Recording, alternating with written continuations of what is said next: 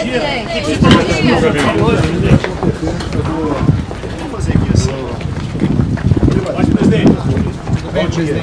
eu puder ficar aqui na sombra, é melhor. Na segunda-feira eu...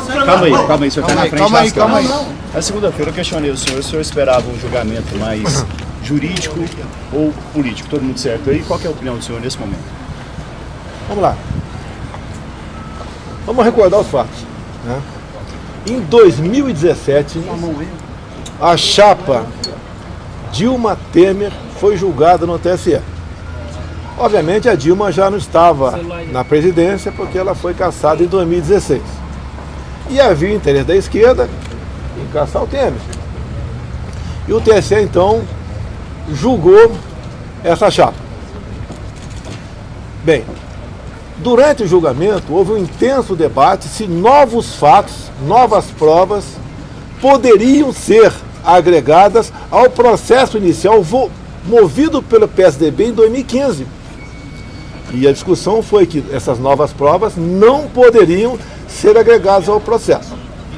Bem, logicamente, ficou frágil a ação e por 4-3 o TSE manteve a chapa Dilma Temer. E Temer continuou, então, presidente da República. Fato que permitiu ao Temer indicar depois o senhor Alexandre de Moraes para ser ministro do Supremo Tribunal Federal. Ou seja, se não fosse este julgamento, dessa forma, tirando as provas fora, Alexandre de Moraes não seria ministro do Supremo Tribunal Federal, porque o Temer teria cassado também.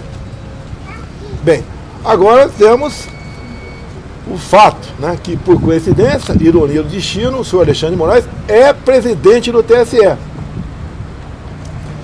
E eu espero que ele haja com imparcialidade, juntamente com o tribunal como um todo, porque os fatos são exatamente os mesmos. A minha ação, a ação movida contra mim, pelo Carlos Lupe, do PDT, por abuso de poder político, exatamente igual à chapa Dilma Temer, está em julgamento. E novos fatos foram apensados à minha ação.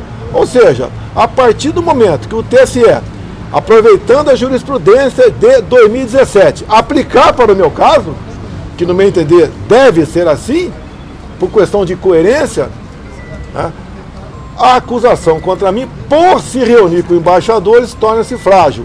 Agora, por que eu me reuni com embaixadores em julho do ano passado, fora do período eleitoral? Foi porque 2 meses antes, o senhor ministro Edson Fachin havia se reunido com embaixadores também, que não é competência dele. Reunião com embaixadores, tratado de política externa, é competência privativa do presidente da República. Então foi uma resposta ao senhor Edson Fachin, porque lá naquela reunião dele, o que ele deixou mais do que implícito, deixou claro. Isso faltava aí 5 meses aproximadamente para as eleições. Ele falou o seguinte: tão logo o TSE apresente o resultado, os senhores embaixadores devem, junto aos seus respectivos chefes de Estado, reconhecer imediatamente o ganhador das eleições. E esse é um fato, essa é a verdade e essa é a realidade. Me julgue a exemplo do que foi julgado no caso da chapa Dilma Temer. E mais ainda, por coincidência do destino, foi absolvido a chapa, né? A chapa continuou valendo, por 4-3. O voto decisivo foi do presidente do TSE, à época, Gilmar Mendes, que falou: o TSE não existe para caçar mandato de ninguém, muito menos de presidente da República. E um desses 4 votos, além do Gilmar, foi do senhor Tarcísio, que era ministro do Tribunal Superior Eleitoral, que votou com Gilmar Mendes. Ou seja, é só o senhor Alexandre de Moraes, diretamente beneficiado por uma conjuntura, uma coincidência no momento, seguir os precedentes, né? O que aconteceu, né, em 2017, que eu vou ser absolvido também. Não tem por que caçar meus direitos políticos numa reunião com embaixadores. É só julgar com a mesma jurisprudência de 2017 que eu serei essa ação será arquivada. Presidente, durante o mandato do senhor em diversas oportunidades falou que tinha um movimento político dentro do TSE. O senhor entende que neste julgamento que começa amanhã pode ter algum tipo de movimento político e não necessariamente jurídico eleitoral? A polícia faz presente até dentro das nossas casas. Então isso vai existir sempre. Mas os fatos são concretos. São concretos. Reunião com embaixadores. A ação do PDT, assinado, deve ser por Carlos Lupe, né, que é o presidente do PDT, é a reunião com embaixadores que ali estaria caracterizado, segundo ele, abuso de poder político. Isso, pela jurisprudência de 2017, isso não ocorreu. Se eventualmente o senhor for cassado, o senhor pretende deixar a vida pública, como é que fica a vida do senhor? Eu não sei se vou estar vivo quando virar a esquina aqui, então eu não falo sobre ser. Essa conjunção aí.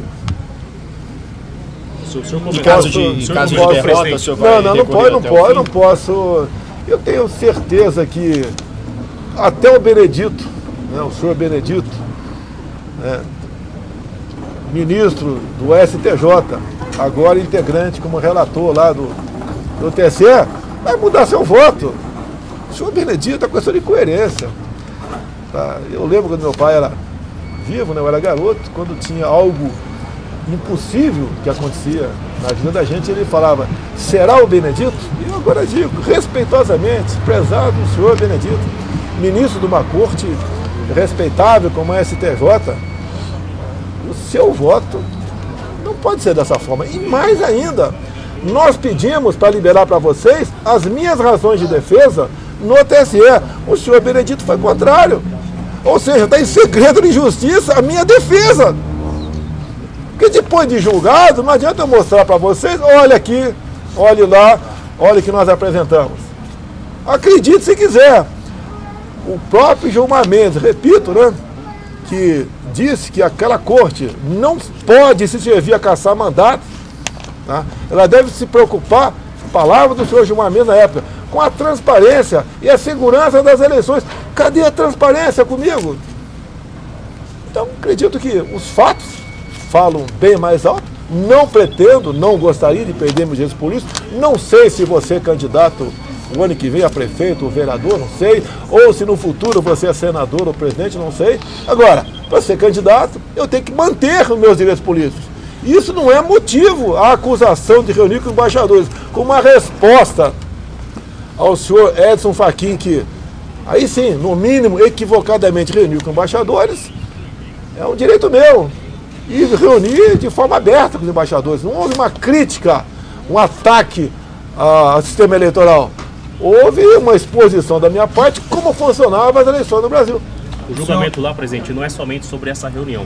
Incluiu recentemente esse documento, né, essa minuta encontrada. O senhor acha, só para finalizar, então, vamos lá, que também algumas falas do senhor, eles vão utilizar nesse julgamento? Olha, eu estou dizendo para você aqui que o TSE em 2017 não aceitou isso.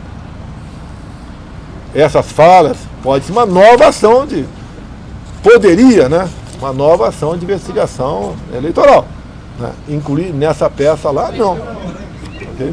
Vamos seguir a mesma linha. Não pode a jurisprudência mudar de acordo com a cara de quem está sendo julgado, ou de acordo com a ideologia, né? Que eu sou centro-direita, né?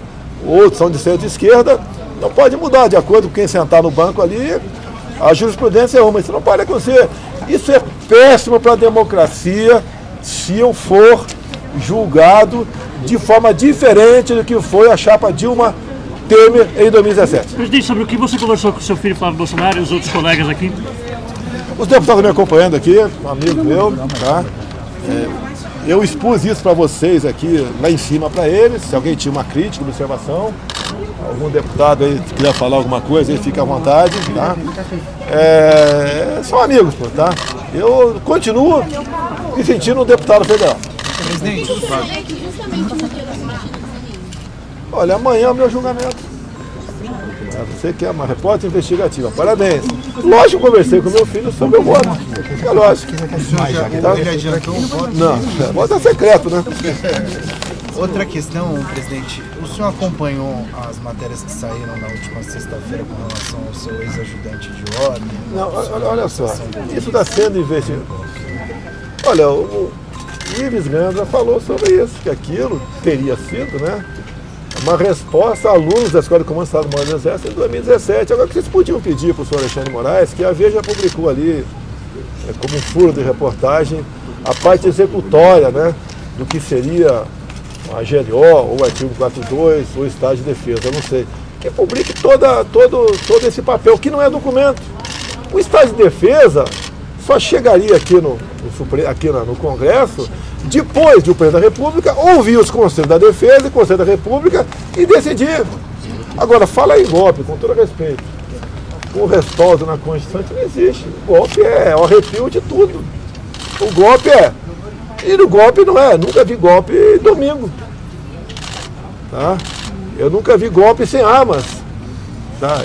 Isso aí estão querendo dar áreas de golpe o 8 de janeiro. Houve um ato de vandalismo, depredação, que são abomináveis, ninguém concorda com isso.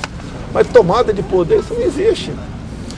O próprio senhor ministro da Defesa, né, acabou de declarar dia de ontem, ou anteontem, que não houve uma figura central coordenando o 8 de janeiro. Mais ainda, ele disse, que uma pessoa bem informada, tá, José Múcio, de que quem praticou esse vandalismo não foram as pessoas do acampamento. Quem são as pessoas do acampamento? No Brasil todo. Era pessoa de idade, chefe de família, com a bandeira nas costas, uma Bíblia na mão. Passava orando 24 horas por dia. Acho que não tem o que falar. Eu lamento, ainda tem mais de 200 pessoas presas. Há poucos dias, há poucas semanas, conversei com uma pessoa do meu condomínio, e ele falou que estava tomando conta de seus filhos sozinho. Eu falei, ficou viúvo? Não, minha esposa está presa. Não tem cabimento essas prisões. Não tem cabimento um julgamento dessas pessoas, que devem ser julgadas, na última instância, tem que ser julgado na primeira instância. Cadê o processo legal? Ou vivemos a democracia ou não vivemos. Eu tenho 3 assessores presos. Não cabe, não se justifica a preventiva para esses casos. Vai indo para 50 dias. Então, o capitão Forças Especiais, um sargento do BOP e o próprio coronel Cid, tá, que só poderia ser preso numa circunstância diferente daquela que ocorreu, no caso do oficial preso, tá? Flagrante, tá? Você pode ver, não se justifica a prisão preventiva deles. Eles não podem destruir provas, não podem ter fim no processo. Nenhum dos 3 não justifica isso. E nós estamos aqui aceitando, tá, que se passe por cima devido ao processo legal. Ou temos uma democracia ou não temos. Proibiu a visita até do pai. Ontem, a visita do pai, do coronel Cid, que é um general da minha turma, não pode visitar o filho. A esposa do Max não pode visitá-lo porque não está vacinada. Pelo que eu sei, o passaporte vacinal não é cobrado mais em lugar nenhum do Brasil, pelo que eu sei. Pode ser que um lugar específico, né? E o local onde não morreu quase ninguém por Covid é os presídios. O senhor acompanhou ontem, presidente, a CPMI. O que o senhor achou? Qual é a sua avaliação? As respostas do Silveira? Eu não pude ver na íntegra o depoimento do chefe da Polícia Rodoviária Federal. Tá? Agora eu vi algumas perguntas que não tem nada a ver com o 8 de janeiro. A CPMI tem um fato específico, 8 de janeiro. Tá? Ele não impediu ninguém de votar. Tá? Não houve um excesso de áreas para um local em relação ao outro. Tá? É o trabalho que foi feito pela PRF, que tem que ser feito, que é a proibição do transporte ilegal de eleitores. As acusações contra o senhor no TCE não são mais graves do que as contra Dilma e o Temer, de tramar golpe? Quem falou que eu tramei golpe? Onde está escrito? Onde aparece meu nome em algum lugar?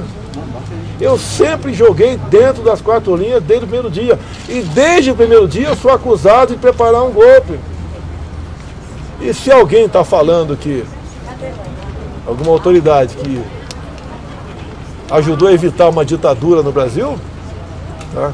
Se ajudou a evitar, interferiu em algum lugar. Essa pessoa tem que ser questionada. Interferiu como? Onde? Tá? Como que o senhor avalia...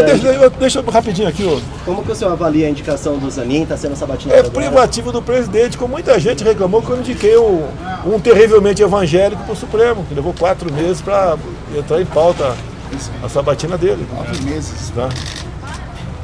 Fala aqui, olha, Tá. Nós Tá comigo em alguns processos aí. Eu fui testemunha nesse processo do TSE e tive a oportunidade então de relatar que tanto eu como a deputada Bia, a autora da PEC do voto impresso à época, nós estivemos junto com o presidente do PDT, o senhor Carlos Lupe, partido ao qual nós respeitamos, que foi inclusive o primeiro partido da história do Brasil a defender o voto impresso em decorrência da tentativa de fraude, no caso Proconsulte no Brizola. Então nós fomos recebidos naquele momento pelo Carlos Lupe, que é o autor da ação contra o presidente Bolsonaro. Em 2021, o Carlos Lupe fez a seguinte postagem nas suas redes sociais: sem a impressão do voto, não há possibilidade de recontagem. Sem a recontagem, a fraude impera. E esse mesmo partido agora, cujo presidente é o Carlos Lupe, que nós respeitamos, repito, agora entra com o presidente Bolsonaro pedindo a sua inelegibilidade. Ok? Pessoal, obrigado. Por aqui, presidente.